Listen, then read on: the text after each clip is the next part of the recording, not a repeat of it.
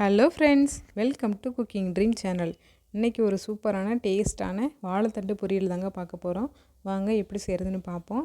First ஒரு பாத்திரம் வச்சுக்கோங்க. தேவையான அளவு எண்ணெய் ஊற்றிக்கோங்க. எண்ணெய் வந்து நல்லா காஞ்சதுக்கப்புறமேட்டு கடுகு உளுந்தம்பருப்பு, கடுகு நல்லா பொரிஞ்சதுக்கப்புறமேட்டு சோம்பு போடுங்க.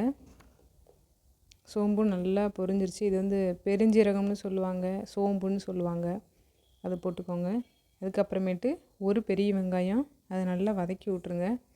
வெங்காயம் வந்து ரொம்ப வதங்கணும் அவசியம் இல்லை, ஓரளவுக்கு வதங்கினாலே போதும். நான் வந்து நீளமாக கட் பண்ணி வச்சுருக்கேன். இதை போட்டு நல்லா வதக்கி விட்ருங்க.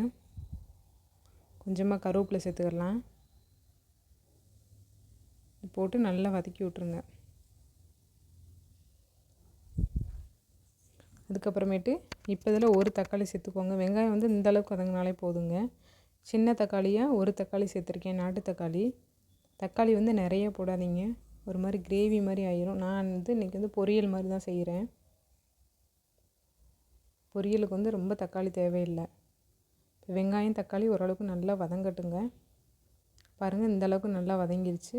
ரொம்ப வதங்கின அவசியம் இல்லை, ஓரளவுக்கு வதங்கினாலே போதும்.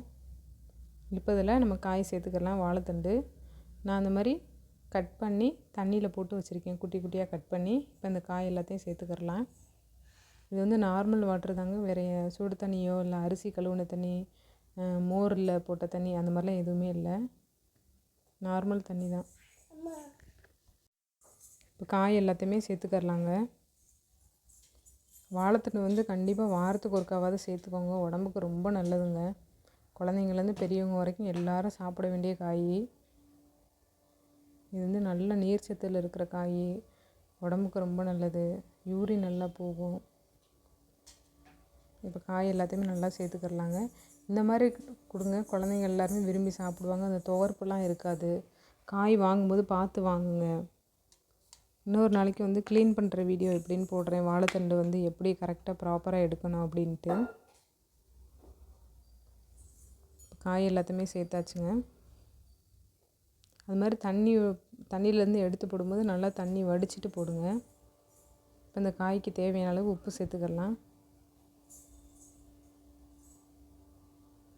உப்பு போட்டு நல்லா வதக்கி விட்ருங்க. அடுப்பு வந்து ஓரளவுக்கு மீடியம் ஃப்ளேமில் வச்சுக்கோங்க. தண்ணி எதுவுமே எக்ஸ்ட்ரா ஊற்றாதீங்க. இது வந்து காயும் வந்து தண்ணி காய், நம்ம தண்ணியிலேருந்து தான் அள்ளி போடுறதுனால எப்படியும் அதில் தண்ணி கொஞ்சம் கொஞ்சம் வரும். அதனால் தண்ணி ஊற்றாதீங்க. பாருங்கள், இந்தளவுக்கு தண்ணி இருக்குது. இந்த தண்ணியிலே காய் நல்லா வதங்கிரும்.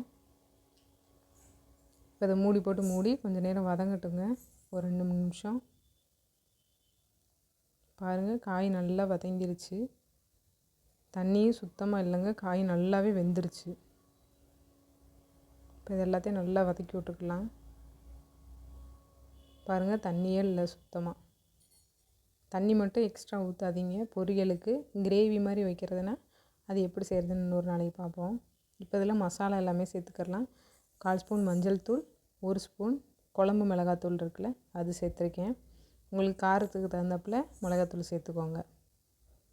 இந்த மசாலா எல்லாமே போட்டு நல்லா வதக்கி விட்ருங்க. அடுப்பு வந்து ஓரளவுக்கு மீடியம் ஃப்ளேமில் வச்சுக்கோங்க. மசாலாவோட சேர்கிற மாதிரி நல்லா வதக்கி விட்டாச்சு.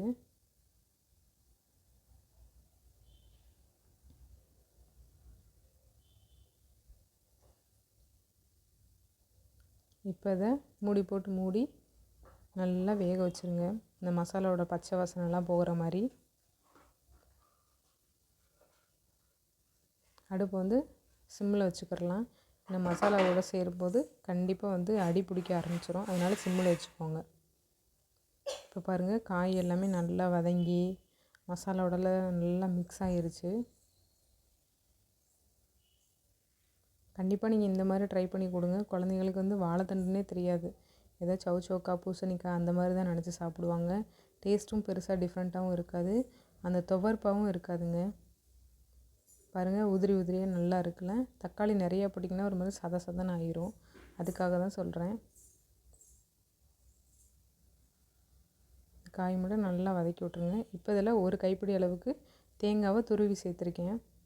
நீங்கள் மிக்சியில் அரைச்சும் சேர்த்துக்கலாம், இந்த மாதிரி துருவ இருந்துச்சுன்னா துருவியும் சேர்த்துக்கோங்க.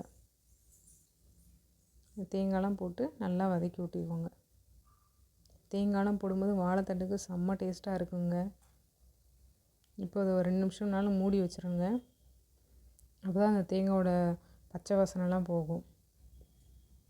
பாருங்கள், அடி பிடிக்கவும் இல்லை. அடுப்பு வந்து சிம்மில் வச்சிங்கன்னா சூப்பராக இருக்குங்க.